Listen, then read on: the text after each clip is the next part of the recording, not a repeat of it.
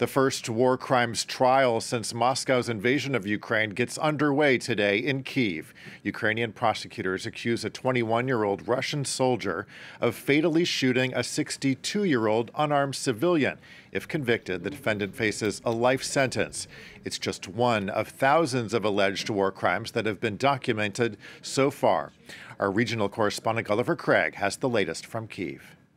Well, so Ukraine has in a way the same issue as Russia, in the sense that Russia is, at least some people in Russia are putting pressure on the authorities not to release anyone who could potentially be accused of war crimes. And the Russian media and propaganda have been accusing these members of the Azov regiment of war crimes for weeks without providing any real evidence. The Ukrainian side has a certain number of Russian soldiers who are in detention who are accused of war crimes, and for which the Ukrainian prosecutor's office says it very much does have evidence and wants to bring as many of these people to trial as fast as possible. They've gone for the option of trying to have these trials done quickly so that they can show, I think, the world and the Ukrainian media, of course, that they do have evidence, that they do have witnesses, at least in some cases. And this is a case where there are witnesses who apparently saw in the north of Ukraine, in Sumy region, Vadim Shisimarin, a Russian soldier, 21 years old, kill an unarmed civilian in that village. That's what he's accused of. We'll learn today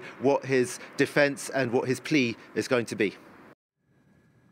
Meanwhile, the U.S. State Department has launched a new program to identify war crimes being committed in Ukraine. The so-called Conflict Observatory will document and verify war crimes and make the information available to the public on its website. Well, concern is growing